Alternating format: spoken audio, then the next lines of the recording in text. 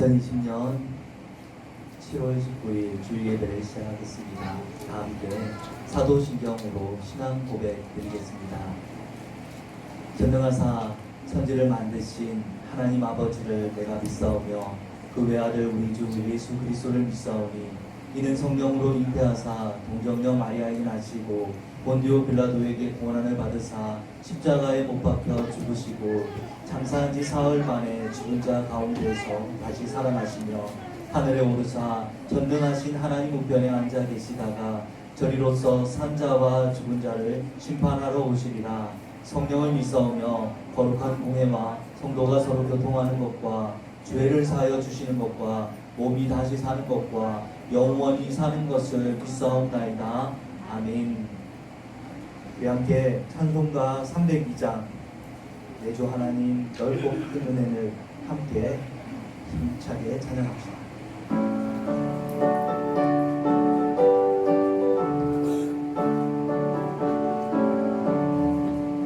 내주 하나님 넓고 큰 은혜는 저 큰 바다보다 깊다. 너무 단지를 흘러 깊은 대로 저 한가운데 가보라. 언덕을 떠나서 장파에 배 띄워 내 주 예수 은혜의 바다로 내 맘껏 전하라. 왜 너 인생은 넓고 큰 바다 물결 보고 그윈 모르는 깊은 바다 속을 한 번에 하려 안 보나. 언덕을 떠나서 장파에 배 띄워 내 주 예수 은혜의 바다로 내 맘껏 전하라.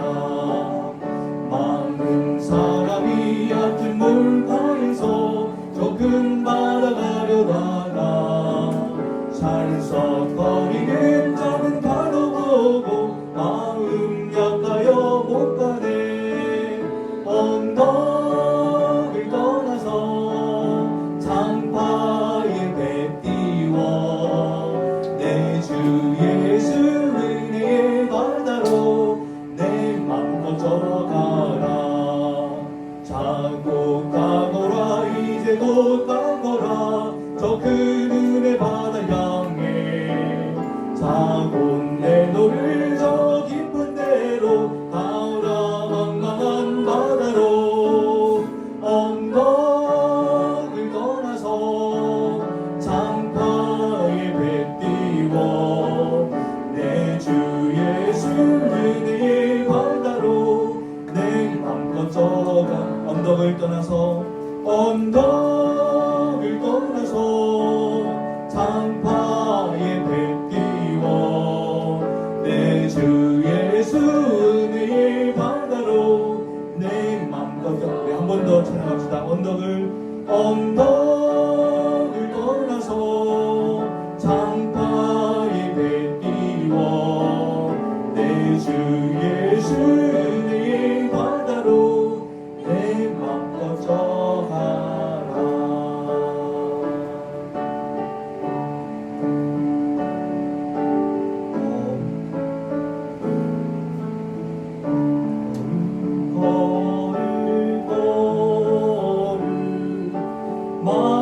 만군의 주여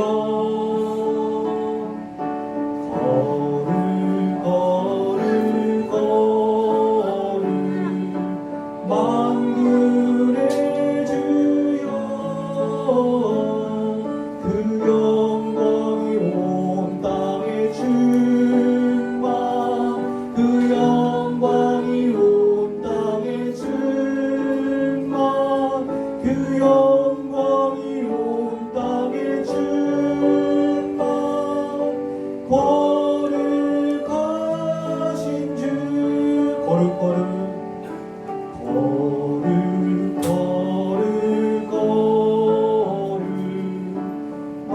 만군의 주여 거룩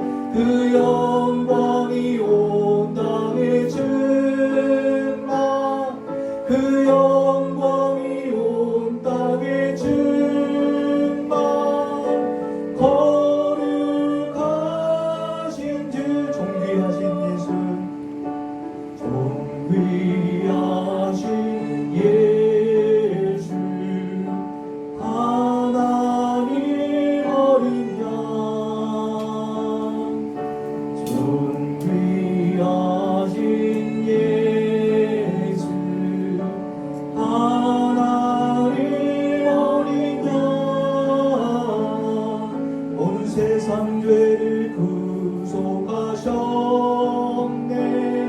온 세상 죄를 구속하셨네. 온 세상 죄를 구속하셨네. 어린 양 예수.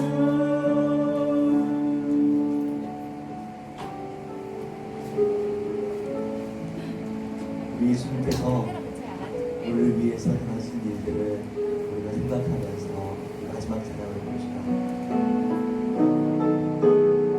만왕의 왕 내 주께서, 만왕의 왕 내 주께서 왜 구조당했나. 이 벌레 같은 날 위해 그 보혈을 였네. 만왕의 왕, 만왕의 왕 내 주께서 왜 구조당했나. 이 벌레 같은 날 위해 그 보혈을 였네. 십자가 십자가 내가 처음 볼 때 나의 맘의 큰 고통 사라져. 오늘 믿고서 내 눈 밝았네. 참 내 기쁨 영원하도다. 주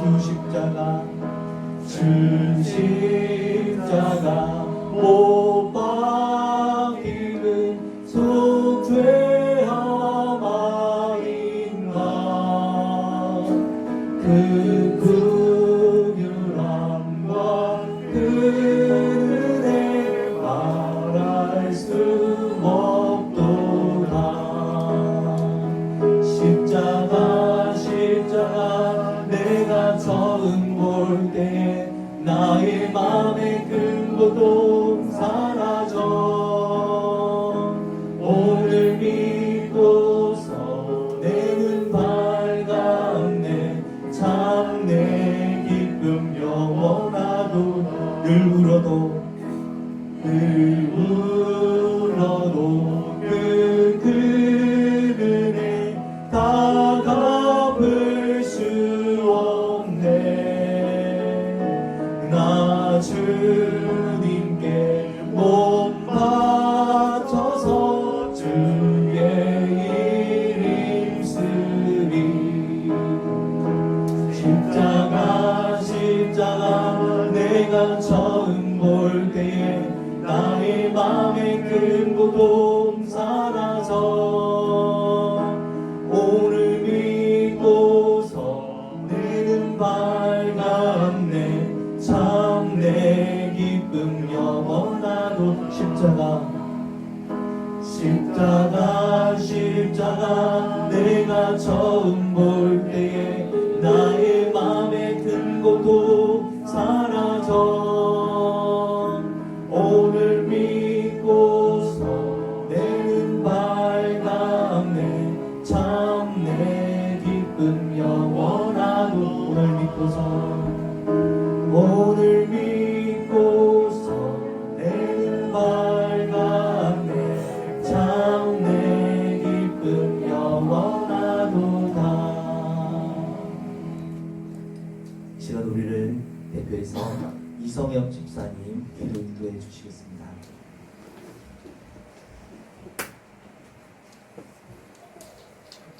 함께 기도드리겠습니다. 하나님, 죄악 속에 방황하고 있을 저희들을 긍휼히 여기셔서 구원하여 주시고 이곳으로 부르시어 예배 자리에 오게 해주심을 감사드립니다. 하나님, 우리를 창조하시고 우리의 삶을 오늘도 이끌어 가시는 주관하시는 분이 하나님이심을 믿고 있습니다. 이 세상에서 저희들이 세상과 못하지 않게 하여 주시고 온전히 하나님을 바라보며 살아갈 수 있도록 도와주셔서 하나님, 코로나19로 인해 경제적으로나 심적으로 많이 어려운 시기입니다. 주님, 무릇 지킬 만한 것보다 우리의 마음을 지키게 하여 주시고 우리가 가난할 때나 구할 때나 비천에 처할 때나 어떠한 환경과 상관없이 주님을 바라보며 그 은혜 가운데 이 시기를 잘 이겨낼 수 있도록 도와주셔서 우리 성가시학교의 성도들 주께서 기억하시고 한 사람 한 사람 모든 필요와 마음의 갈급함을 채워주시고 우리 자녀들이 이 땅을 살아갈 때 주님이 가장 위대하시고 존귀하시고 우리 인생의 참 주인 되심을 알아갈 수 있도록 이끌어 주셔서 지금 우리 정관시학교가 이 어려운 시기에 정관 지역을 위해 기도하며 지역사회에 그리스도의 사랑을 드러내는 교회가 되게 하여 주셔서 우리 교회에 들어오는 자들마다 하나님을 알게 하여 주시고 그리스도의 따뜻함을 알게 하여 주시고 그 크신 구원의 은혜를 알게 되는 놀라운 은혜가 있게 하여 주셔서 하나님 나라를 위해 기도합니다. 위정자들에게 지혜를 주시고 개인의 욕심과 영달이 아니라 이 나라를 생각하며 이 나라를 잘 이끌어 나갈 수 있도록 앞으로 다가올 이 미래 시대에 우리나라가 대한민국이 이 세상 가운데 또 많은 일들을 행할 수 있는 나라 될 수 있도록 우리 위정자들에게 지혜를 주셔서 예배를 위해 기도합니다. 하나님 이 시간 주의 말씀을 들을 때 우리의 귀와 마음과 생각이 열리게 하여 주시고 그 말씀이 들어왔다 그냥 지나가는 것이 아니라 우리의 마음밭에 심어져서 우리의 삶으로 30배, 60배, 100배의 결실을 맺게 하여 주셔서 주의 말씀을 청종하겠사오니 주님 우리에게 말씀하여 주셔서 감사하며 예수님의 이름으로 기도합니다. 아멘.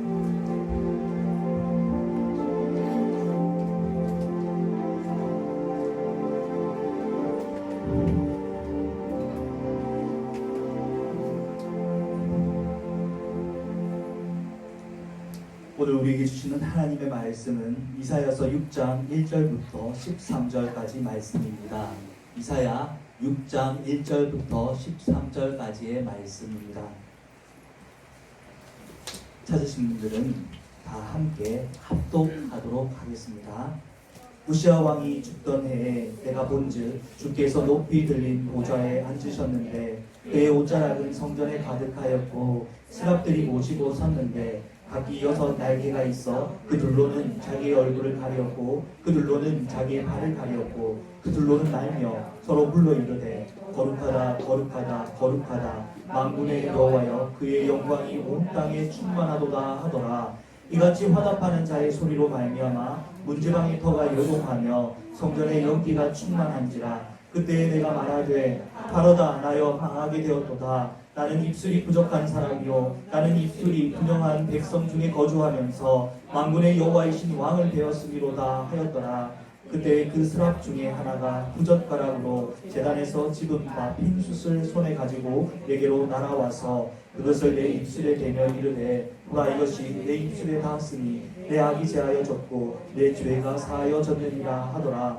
내가 또 주의 목소리를 들으니 주께서 이르시되 내가 누구를 보내며 누가 우리를 위하여 갈고 하시니 그때 내가 이르되 내가 여기 있나이다 나를 보내소서 하였더니 여호와께서 이르시되 가서 이 백성에게 이르기를 너희가 듣기는 들어도 깨닫지 못할 것이요 보기는 보아도 알지 못하리라 하여 이 백성의 마음을 둔하게 하며 그들의 귀가 막히고 그들의 눈이 감기게 하라. 명령하건대 그들이 눈으로 보고 귀로 듣고 마음으로 깨닫고 다시 돌아와 고침을 받을까 하노라 하시기로 내가 이르되 주여 어느 때까지니까 하였더니 주께서 대답하시되 성읍들은 황폐하여 주민이 없으며 가옥들에는 사람이 없고 이 토지는 황폐하게 되며 여호와께서 사람들을 멀리 옮기셔서 이 땅 가운데 황폐한 곳이 많을 때까지니라. 그 중에 10분의 1이 아직 남아 있을지라도 이것도 황폐하게 될 것이나 밤나무와 상수리나무가 배임을 당하여도 그 거룩들이는 남아 있는 것 같이 거룩한 씨가 이 땅에 거룩하기니라 하시더라.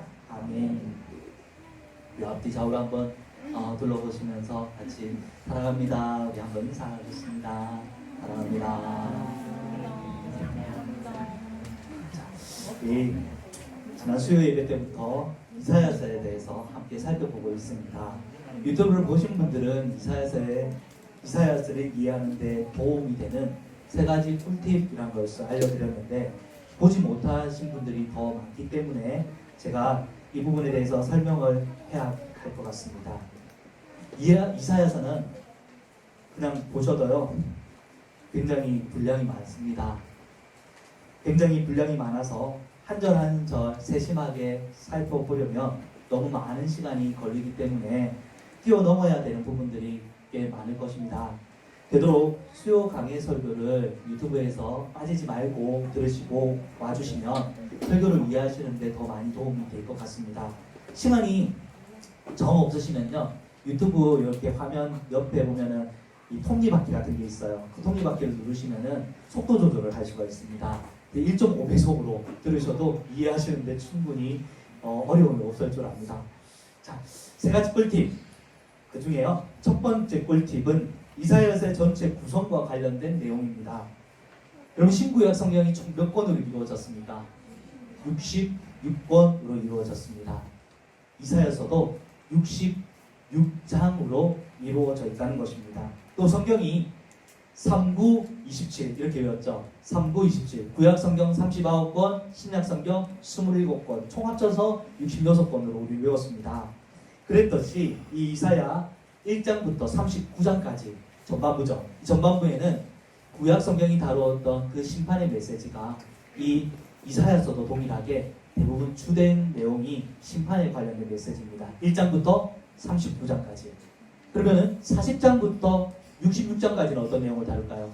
신약 성경처럼 구원과 회복에 관한 메시지가 주를 이루고 있는 것입니다. 이사야서는 신구약 성경과 구조가 똑같습니다. 이것을 기억해 주시기 바랍니다. 두 번째 꿀팁은요, 이사야서의 별명입니다. 이사야서는 신약의 사복음서, 마태, 마가, 누가, 요한 복음서 다음으로 예수님에 관련된 내용이 제일 많이 나오는 성경책입니다. 그래서 이사야서를 뭐라고 하냐면 제5의 복음서라고 말을 합니다. 학자들은 제5의 복음서로 별명을 붙였습니다. 세 번째 꿀팁은 이사야서 전체의 주제를 담고 있는 중요장입니다. 제일 중요한 장인데 그 중요장이 무엇이냐면 우리가 읽은 본문 이사야서 6장입니다. 기억하십시오. 이사야서 전체 주제를 담고 있는 중심장은 이사야서 몇 장이라고요? 6장입니다. 오늘 설교를 통해서 이 이사야서 6장이 어떤 메시지를 담고 있는지, 그리고 하나님은 이사야 선지자를 통해서 우리에게 장차 어떤 메시지를 전해주시고 싶어 하시는지를 알아보면 좋겠습니다. 자, 한번 복습을 해보겠습니다. 첫 번째 꿀팁. 이사야서는 신구약 성경과 똑같은 구조라고 했죠. 총 몇 장입니까? 전반부 39장은 무슨 내용입니까? 심판에 관한 메시지. 뭐 회복이나 이런 부분들이 안 나와 있다는 게 아닙니다. 주된 메시지가 심판이라는 것입니다. 40장부터 66장 후반부 메시지는 무엇입니까? 구원과 회복의 메시지. 자, 둘째, 이사야서의 별명이 무엇이라고 했습니까? 제5의 복음서라고 했습니다. 셋째, 이사야서 전체 주제를 가장 잘 담은 중심장은 몇 장입니까? 6장입니다. 쉽죠? 그렇게 어렵지 않죠? 자, 이사야서 6장에 대해서 같이 살펴보겠는데요.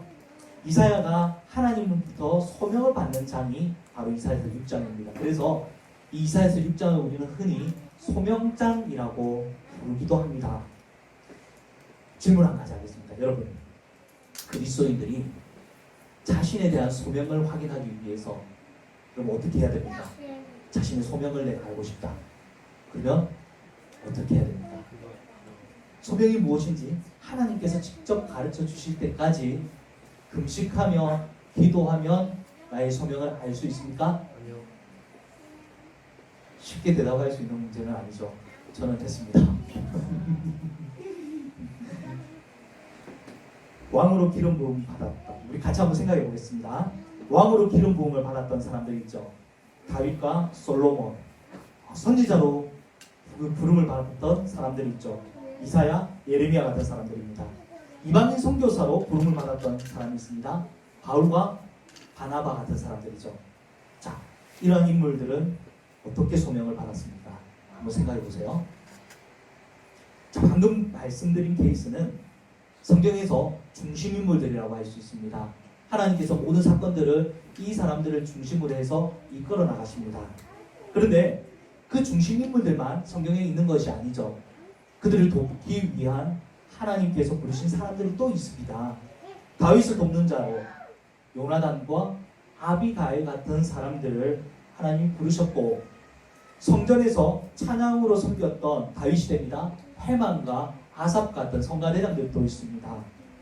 예레미야에게 자신에게 임한 하나님의 말씀을 대필해 줄 수 있는 바룩이라는 사람을 하나님이 서기관을 보내주셨고, 또 바울에게는 바나바, 디모데, 실라 같이 많은 사람들이 이방인 선교를 위해서 함께 동력하는 자로 부름을 또 받았습니다. 중심 인물들과 돕는 인물들, 부름받았던 경위가 조금 다르죠. 공통점들이 있습니까? 공통점을 찾기가 쉽지가 않을 겁니다. 주요 인물들에 대해서는 하나님께서 직접 부르신 경우가 많았지만 모두가 또 다 직접적인 하나님의 음성을 다 듣고 사역한 것은 아닙니다. 어떤 사람들은 태어나면서부터 주어진 소속과 환경이 그 사람의 사명이 되는가 하면, 어떤 사람들은 자신이 지금까지 살아왔던 환경과 자신의 직업과는 또 전혀 다른 임무를 부여받기도 했습니다. 우리가 생각하는 소명을 찾는 완벽한 법칙 같은 것은 있다 없다. 사실은 있다고 말할 수가 어렵습니다. 그러나 소명을 받는 법칙은 아니지만 과거와 현재 모든 믿는 사람들이 소명을 받았을 때 그때 경험하는 공통적인 공통분모가 있습니다. 그것이 무엇이냐면 그 사람들 모두, 우리도 마찬가지입니다. 그 사람들 모두 하나님을 위해 살고 싶다는 마음이 그 마음속에 생겼다는 것입니다. 성경이 가리키는 정확한 부르심에 대한 정의가 무엇이냐면 이 마음입니다. 하나님을 위해 살고 싶어하는 마음, 이것이 우리 마음속에 있다면 하나님의 내적 부르심을 받았다라고 말하는 것입니다. 이제는 나를 위해 살아줄 수 없겠니? 저와 여러분 모두가 주님의 이 부르심에 예스라고 대답할 수 있는 성도님들이 되시기를 주님의 이름으로 축복합니다. 아멘. 또 한 가지, 좀 더 구체적인 부분들이 있습니다. 어떤 직업을 가지고 어떤 일을 하며 내가 하나님을 위해 살아야 될까? 이러한 고민은 우리에게 주어진 어떤 상황이 주어지면 그 상황 속에서 우리가 어떤 무언가를 봐야 됩니다. 그 무언가가 무엇이냐면 결핍이라는 것입니다. 제가 여러 번 이 소그룹 강의 중에서 설명해드린 부분이기도 합니다. 자, 예를 들어서 아프리카, 동남아시아, 아마존의 오지, 이러한 문명의 혜택을 받지 못하고 경제적인 상황이 열악하고 정치적으로도 매우 혼란스러운 나라에 단기 선교를 간 청소년들이 있습니다. 한 부류가 있습니다. 또 다른 한 부류가 있는데 이들은 미국, 영국, 프랑스 같이 문명이 발달하고 부족한 것이 없는 나라에 단기 선교를 다녀왔습니다. 선교를 다녀온 뒤에 각자가 선교 보고를 하는 시간을 가졌습니다. 두 부류 중 어떤 청소년들이 선교사로서 하나님의 부르심을 많이 경험했을까요? 당연히 열악한 나라로 간 청소년들이 선교사로 부르심을 많이 경험했습니다. 왜 그럴까요? 그 청소년들이 결핍을 보았기 때문입니다. 문명이 잘 발달되지 못한 나라에 사는 사람들은 비교적 솔직합니다. 여러분도 한번 해외에 나가신 경험이나 아니면 우리 대한민국 내에서도 도서 지역 말고 조금 외진 지역에 한번 가보시면은 동일한 모습을 볼 수가 있는데, 문명이 잘 발달되지 못한 나라에 사는 사람들은 솔직하고 자기의 삶을 감추려 하지 않기 때문에 그들에게서 그들이 가지고 있지 않은 것, 결핍된 것, 그들에게 도움이 필요한 것이 무엇인지 빨리 찾을 수가 있습니다. 반면에 문명이 잘 발달된 나라에 사는 사람들은 그들도 역시 마음속에 하나님이 없으면 심각한 결핍을 가지고는 있지만 그들은 자신의 내면을 자꾸 감추려 하기 때문에 그들에게서 이 결핍을 빨리 찾아내기는 쉬운 일이 아닙니다. 결핍을 발견한 사람, 다른 말로 하나님의 은혜가 필요하다는 것을 발견한 사람들은 그때부터 이것을 두고 그 나라를 위해, 그 사람을 위해 기도하게 되는 것입니다.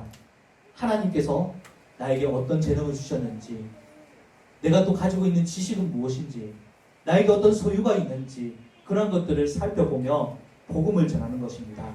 또 필요하다면 오랜 준비 과정을 거쳐서 하나님을 위해서 그들의 자신의 삶을 내어드리게 되는 것입니다. 그렇다면 오늘 이사야는 어떻게 소명을 받았으며 어떤 소명을 또 받았을까요? 소명을 받는 장면이 특이하게 전반부였던 1장과 2장에 나오는 것이 아니라 이 이사야서는요, 소명을 받는 장면이 6장 한참 지난 6장이 되어서야 나오게 됩니다. 1장부터 5장까지는 어떤 내용이 나와 있냐면 당시 유다 사회가 얼마나 타락했었는지 하나님께서 유다 백성들의 죄악상을 낱낱이 고발하시면서 심판과 회복을 예언하시는 장면들이 나옵니다. 이사야서 1장부터 5장까지의 내용이 미리 나온 이유는 이사야 선지자가 특별한 소명을 받았기 때문에 그 특별한 소명이 왜 나오게 되었는지를 설명하는 부분입니다. 다 함께 유다의 상태를 가장 잘 나타내주는 부분, 이사야서 1장 2절부터 9절까지 말씀을 읽어보겠습니다. 2절부터 9절입니다. 하늘이여 들으라, 땅이여 귀를 기울이라. 여호와께서 말씀하시기를 내가 자식을 양육하였거늘 그들이 나를 거역하였도다. 소는 그 임자를 알고 나귀는 그 주인의 구유를 알건만은 이스라엘은 알지 못하고 나의 백성은 깨닫지 못하는도다 하셨도다. 슬프다 범죄한 나라요 허물진 백성이요 행악의 종자요 행위가 부패한 자식이로다. 그들이 여호와를 버리며 이스라엘의 거룩하신 일을 만홀히 여겨 멀리하고 물러갔도다. 너희가 어찌하여 매를 더 맞으려고 폐역을 거듭하느냐. 온 머리는 병들었고 온 마음은 피곤하였으며 바닥에서 머리까지 성한 곳이 없이 상한 것과 터진 것과 새로 맞은 흔적뿐이거늘 그것을 짜며 싸매며 기름으로 부드럽게 함을 받지 못하였도다. 너희의 땅은 황폐하였고 너희의 성읍은 불에 탔고 너희의 토지는 너희 목전에서 이방인에게 삼켜졌으며 이방인에게 파괴됨 같이 황폐하였고 딸시오는 포도원의 망대같이 참외밭의 원두막같이 에워싸인 성읍같이 겨우 남았도다. 만군의 여호와께서 우리를 위하여 생존자를 남겨두지 아니하셨다면 우리가 소돔 같고 고모라 같았으리로다. 아멘. 무슨 말입니까? 하나님께서 이사야 선지자를 보내시기 이전에 이미 많은 선지자들을 유다에 보내셔서 경고의 메시지를 주시기도 하셨고 그리고 또한 말씀에 순종하지 못함으로 벌을 내리시기도 하였습니다. 그러나 이스라엘 백성들은 하나님이 보내신 몽둥이라고 합니다. 이 외국 나라들을 침입받습니다. 그 몽둥이에 맞아서 발바닥에서 머리까지 성한 데가 없는 상태가 되었음에도 불구하고 그들은 돌이킬 생각이 없었습니다. 시간이 흐르면 흐를수록 백성들은 더 화려한 제사의식과 종교적인 열심으로 자신들이 저지르고 있는 그 죄악을 가리는 데 급급했습니다. 종교적인 의식을 더 화려하게 하고 구제활동을 열심히 한 이유가 무엇이었다는 것입니까? 하나님의 말씀에 순종하기 위해서였다고요? 그렇지 않았다는 겁니다. 하나님의 눈을 가리기 위해서 자신들의 죄악을 덮기 위해서 오히려 열심히 예배드리고 오히려 열심히 구제 활동도 했다는 것입니다. 그리고 그 뒤로는 실제적인 삶은 어떻다는 것입니까? 실제적인 삶은 착취하고 억압하고 그리고 또한 우상 숭배하고 하나님을 멸시하고 이러한 행위들을 그들의 삶 속에서는 했다는 것입니다. 하나님은 사랑하는 유다 백성들이 죄악의 시궁창 속에 살아가도록 그냥 내버려 둘 수가 없었습니다. 과감한 결단이 필요했습니다. 이에 당시 왕궁에서 유다 역사를 기록하는 사람은 뭐라고 합니까? 사가라고 이야기를 하죠. 이 사가는 왕을 굉장히 가까운 곳에서 볼 수 있는 사람입니다. 왜냐하면 그 모든 일지를 기록해야 되기 때문에. 이 사가였던 이사야에게 하나님께서 결단하신 그 사명을 맡기시기 위해서 나타나셨습니다. 이사야 6장으로 다시 돌아가서 1절부터 5절 말씀을 읽어보겠습니다. 우시야 왕이 죽던 해에 내가 본즉 주께서 높이 들린 보좌에 앉으셨는데 그의 옷자락은 성전에 가득하였고 스랍들이 모시고 섰는데 각기 6 날개가 있어 그 둘로는 자기의 얼굴을 가리었고 그 둘로는 자기의 발을 가리었고 그 둘로는 날며 서로 불러 이르되 거룩하다 거룩하다 거룩하다 만군의 여호와여 그의 영광이 온 땅에 충만하도다 하더라. 이같이 화답하는 자의 소리로 말미암아 문지방의 터가 요동하며 성전의 연기가 충만한지라. 그때 내가 말하되 화로다 나여 망하게 되었도다. 나는 입술이 부정한 사람이요 나는 입술이 부정한 백성 중에 거주하면서 만군의 여호와이신 왕을 되었음이로다 하였더라. 아멘. 이사야가 왕궁사가로 활동하던 시대는 남유다 10대 왕이었던 우시아 왕의 시대였습니다. 우시아 왕은 서쪽 지중해 해변 지역을 차지하고 있었던 블레셋 족속들. 이 블레셋 족속들은 정복한 사람들이 나라가 별로 없습니다. 그런데 그 블레셋 족속들 중에 일부를 정복했었던 왕으로 남유다 역사상 가장 큰 영토를 가졌던 왕입니다. 다윗과 솔로몬 시대보다 더 큰 영토를 가졌던 왕의 시대가 바로 우시아 왕의 시대였습니다. 통치 초기에는 선지자로부터 주어지는 하나님의 말씀에 순종해서 그는 큰 축복을 받았습니다. 그러나 통치 말기에는 교만해져서 제사장만이 드릴 수 있는 분향을 자기 스스로 드리려고 하다가 저주를 받게 됩니다. 이 분향을 하는 즉시 무엇이 생기냐면 나병이 생겨버린 것입니다.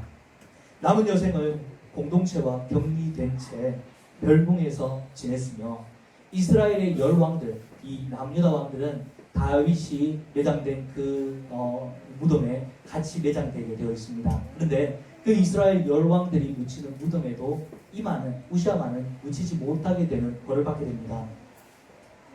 비운의 왕이었죠. 그러나 우시아는 왕으로서는 굉장히 탁월한 능력을 가진 사람이었습니다. 우시아 왕이 죽은 이후에 왕궁에서 역사를 기록하던 이사야의 마음속에도 근심이 생겼을 것입니다.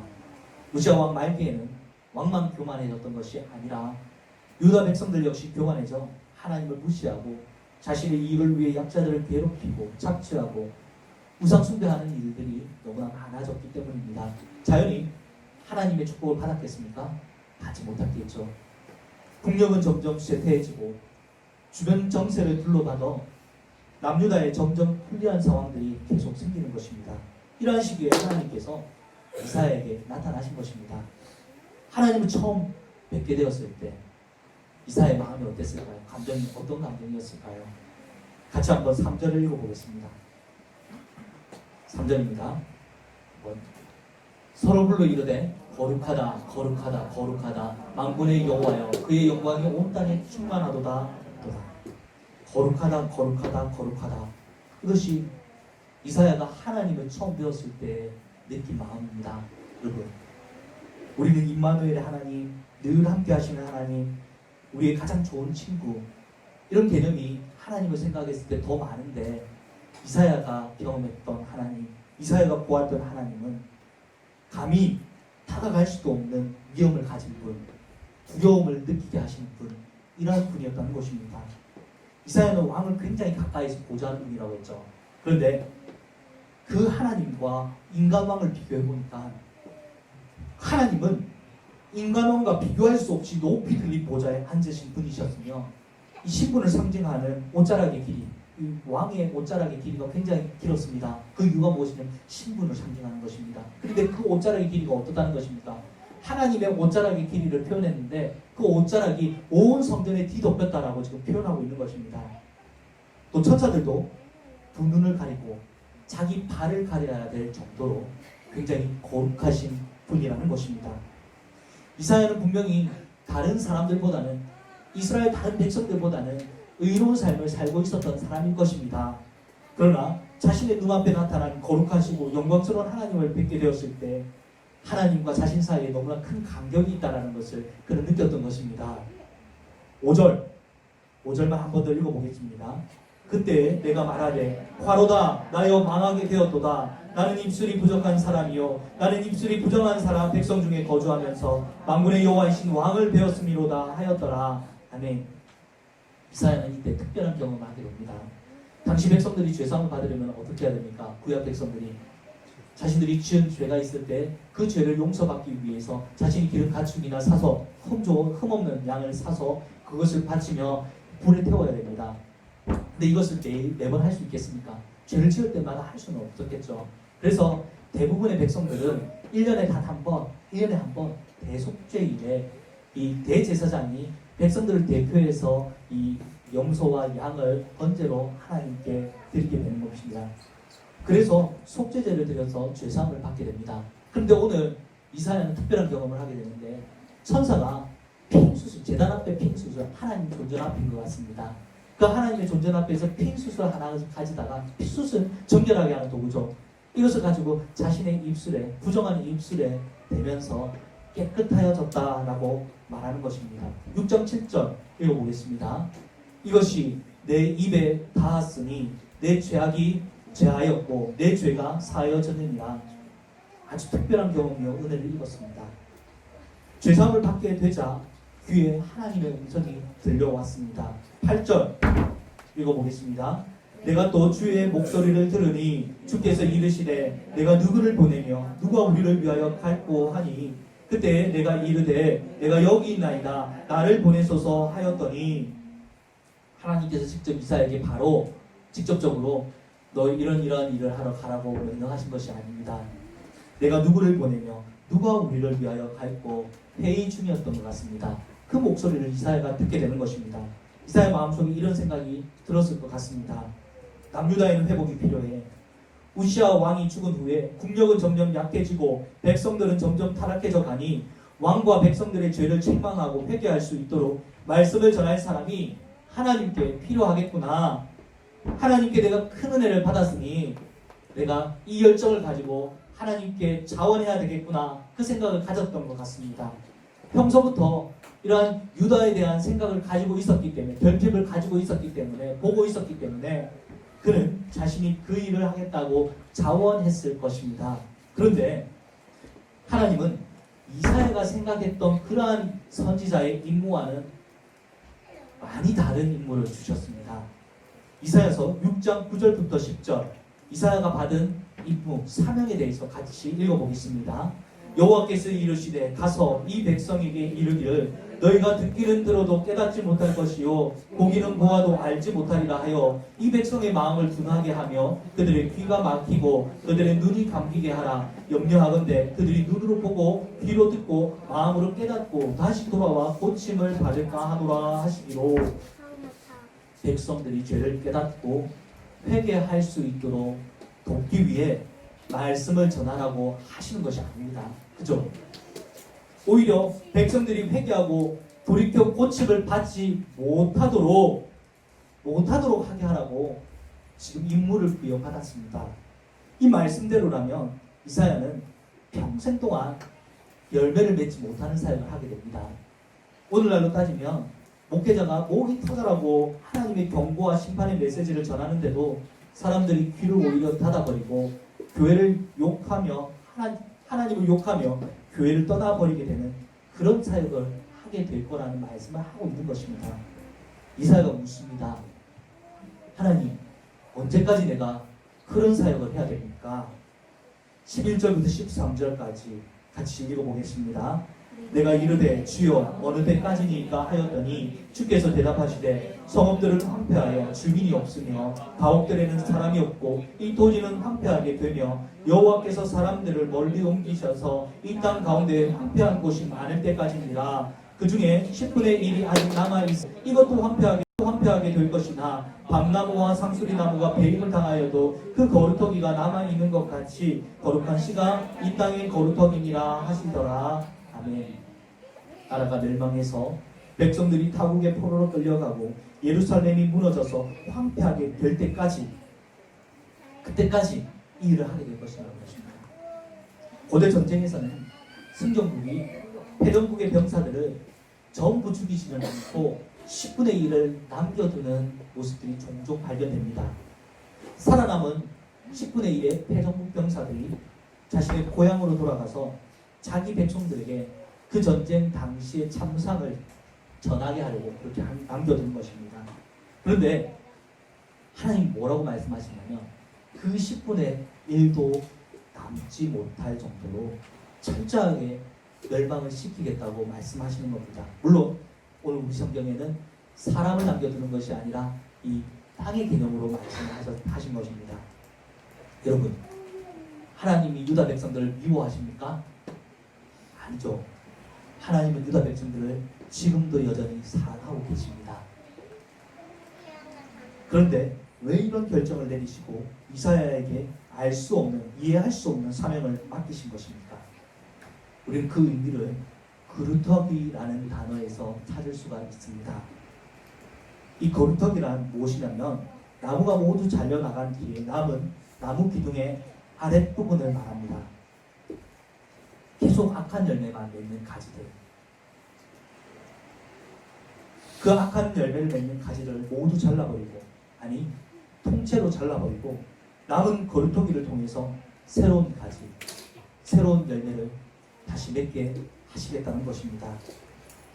여러분, 죄를 지었을 때 한 번쯤 죄를 회개했는데 다시 또 죄를 범하고, 다시 회개하고 또 죄를 범하고, 다시 회개하고 또 죄를 범하고, 이걸 계속하면 여러분 어떻게 될까요?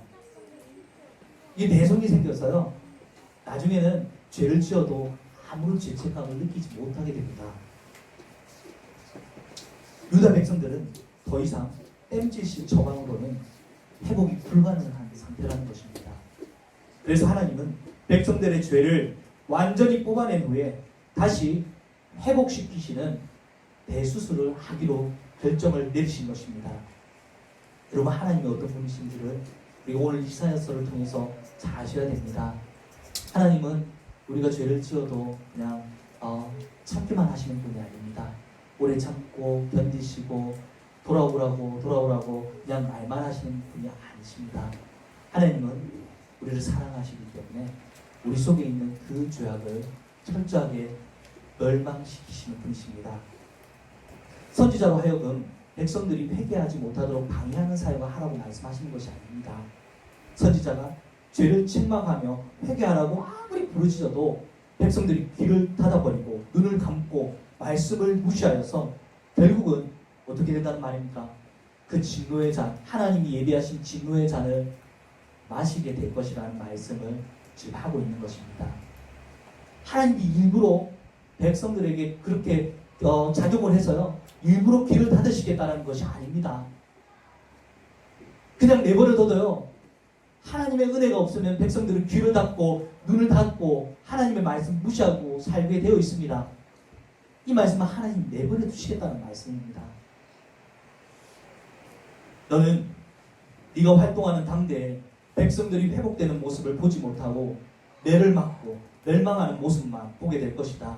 그러나 내가 거루터기를 남겨둘 것이다. 나 하나님이 이스라엘의 남은 자들을 통해 다시 의의 열매를 반드시 맺게 할 것이다. 이 말씀을 이사야에게 지금 하신 겁니다. 여러분, 오늘날 이 땅의 거루터기는 누굽니까? 남은 자라고도 하죠. 이 땅의 남은 자가 누굽니까? 바로 저와 여러분들이 이 땅에 남은 하나님의 거루터기들입니다. 우리는 심판받을 이 세상이 어떤 곳인지 이미 경험해본 사람들입니다.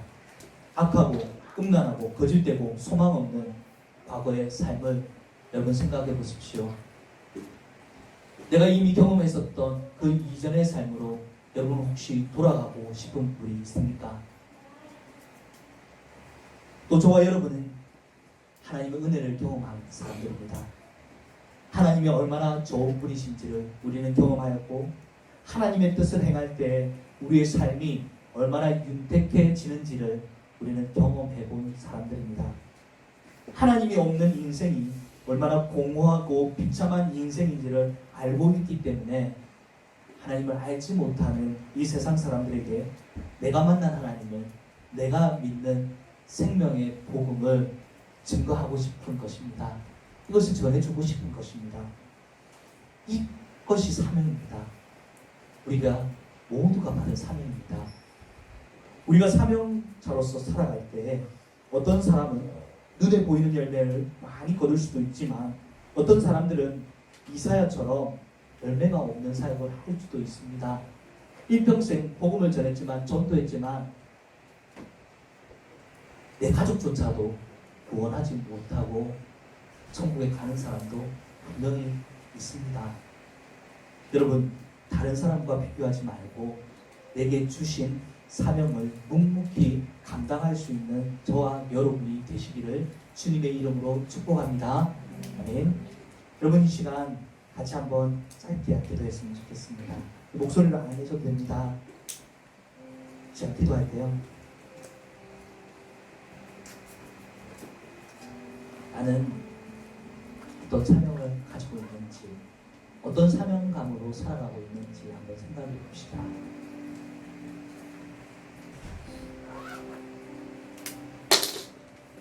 우리가 경험했던 이전의 세상, 그 세상에 살면서 우리가 어떤 일들을 당했는지, 그 세상이 어떤 곳이었는지를 또 생각해 봅시다. 반면에 하나님이 주신 새로운 생명, 새로운 인생은 어떤 인생인지를 생각해 봅시다. 내가 혹시 그 중간에서 아직까지 고민하고 있는 사람들이 있다면 여러분, 과거의 내 모습을 한번 떠올려 보십시오. 지금은 조금 나아졌을지는 모르겠지만 그 과거의 내 삶 속에 어떤 마음들이 있었는지 다시 한번 더 생각해 보시기 바랍니다. 하나님이 제시하는 그 인생, 또 어떤 인생인지 여러분 한번 생각해 보십시오. 여러분 무엇을 선택하시겠습니까? 어떤 길을 선택하시겠습니까? 누구를 선택하시겠습니까? 같이 시간 기도하겠습니다. 하나님, 우리에게 맡겨주신, 우리에게 생명해 주신 새 생명, 새로운 인생을 하나님을 위해서 살고 싶습니다. 하나님 위해서, 하나님 사랑해서, 아버지 하나님 때문에 아버지는 기뻐서 아버지는 우리 인생을 드리기로 결심했습니다. 그러나 내 삶 속에 또 주춤하는 내 모습을 바라봅니다. 주님, 오늘 우리 인생 가운데에서 다시 한번 더 아버지 이사에게 주신 그 소명감, 사명감을 새롭게 하여 주시고, 이사의 입술에 아버지 이 핀 수술 재단의 숯불을 가지고 하나님 정결하게 해주셨듯이 예수 그리스도의 보혈로 하나님 우리의 아버지 또 어떤 삶과 죄악의 아버지 인생을 하나님 깨끗이 정결하게 씻어주시기를 소원합니다. 하나님 아버지, 주님을 위하여서 살아가기를 소원합니다. 하나님 없이 살아가는 인생을 아버지 하나님 다시 한번 또 돕기 위해서 일어나기를 소원합니다. 그들에게 복음을 증거하고 내가 만나는 하나님을 아버지 하나님 이야기해 줄 수 있기를 소원합니다. 주님, 우리가 아버지 이 일을 감당할 때 성령님 함께 해주셔서 아버지 그들에게 찾아가 주시고 말씀해 주시고 회개가 일어나게 하여 주시고 아버지는 통회함이 일어나게 하여 주시고 하나님 만나는 역사가 일어나게 하여 주시옵소서. 하나님 감사합니다.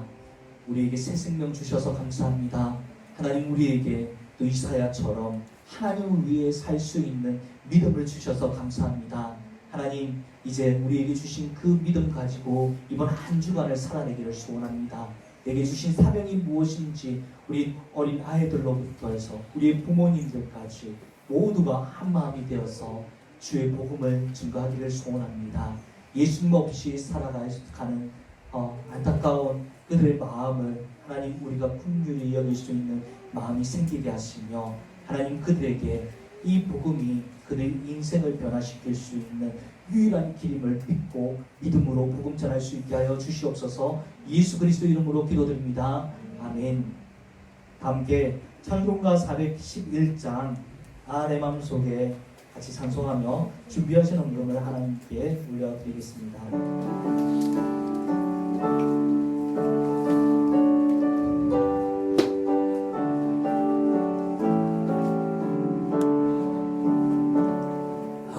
내 맘속에 참된 평화 있네. 주 예수가 주신 평화. 시험 닥쳐와도 흔들리지 않아. 귀하다 이 평화라.